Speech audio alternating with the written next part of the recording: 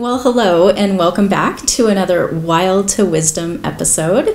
My name is Suzanne Michelle and I am your intuition coach. So I would say most of my work is helping you navigate through the field of uncertainty or through the field of the unknown.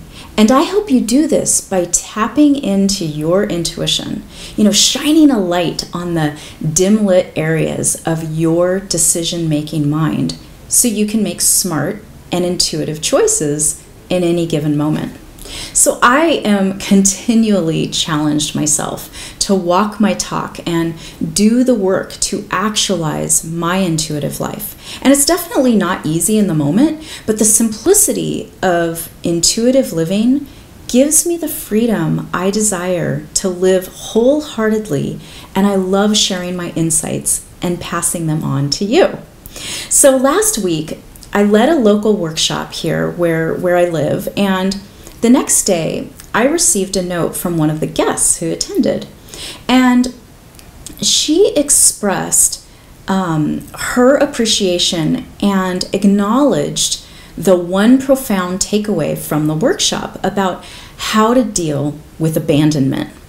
So in the workshop, I shared a personal story of a recent situation where, on the surface, it may have looked like a loved one abandoned me, but really, it was my perception and interpretation of their actions that led me to an extraordinary opportunity to make a pivotal choice point that would change my life forever. So I had the opportunity to really either abandon myself and repeat the crappy old reactive unconscious coping mechanisms from my past patterning, or remain consciously intact and in self-love and in radical compassion for myself.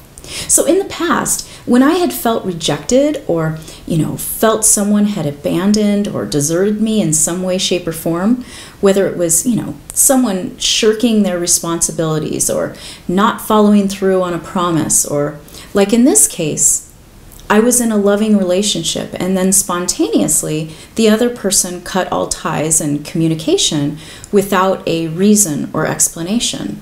So in the past, I would take on the role of the victim, right? But not this time. I vowed to not abandon myself. This was so hard, you guys.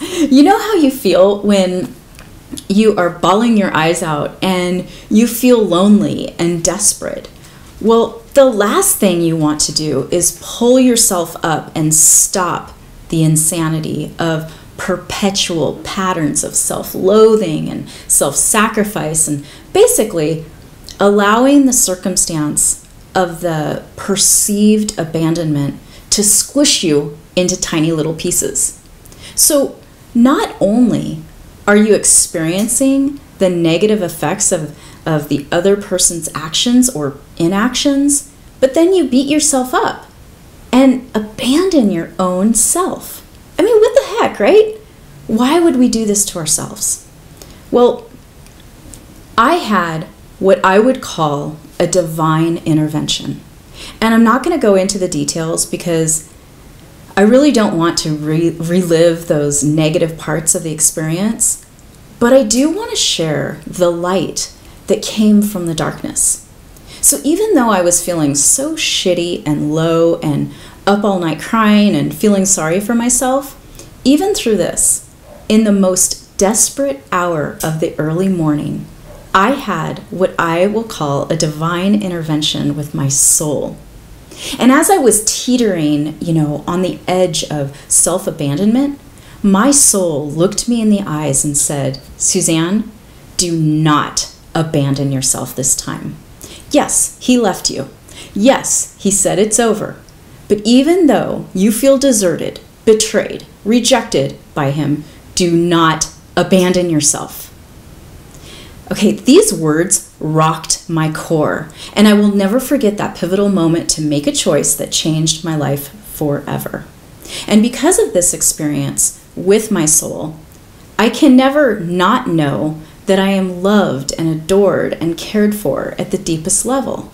Yeah, I felt like crap during that trying time, right? But I held myself intact at my very core this time, and I did not throw myself off the cliff of, self-abandonment like I had in the past. I realized that this is the same kind of esteem it takes to also follow your intuition, your gut knowing. So do you see the correlation? I mean, can you remain intact when you get irrational information that doesn't make sense? And you may also be wondering, what does intuition abandonment look like? Well, say you feel a deep knowing, right? A deep knowing to do or be or feel something. The moment your mind kicks in and tells you can't or shouldn't is the moment you disconnect from yourself and abandon yourself. I mean, whatever is going on, when you lose intuitive focus, you lose your sense of purpose. You lose your sense of joy and aliveness. You guys, self-acceptance is really coming online in a big way. I mean, self-love, compassion. We are being asked to take self-loving action in spite of our circumstances. And I want to say it again, okay? Self-love and self-compassion is underrated and is coming back online to all of us who are willing to listen to the deepest request of our soul. So please, don't abandon yourself. When you get an intuitive hit and everything inside of you knows it's your truth, do not abandon your intuition, that deep knowing, your guidance. When you are navigating through the unknown, don't jump ship and abandon yourself and compromise. Remain intact. Your soul is so alive and well.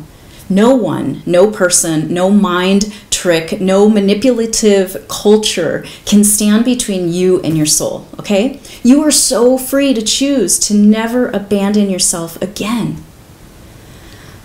So there you have it, from my heart to yours. And if you liked this message, share the love and give it a thumbs up. And if you'd like to connect with me, head on over to revivewithenergy.com. And until next time, take really, really, really good care of yourself.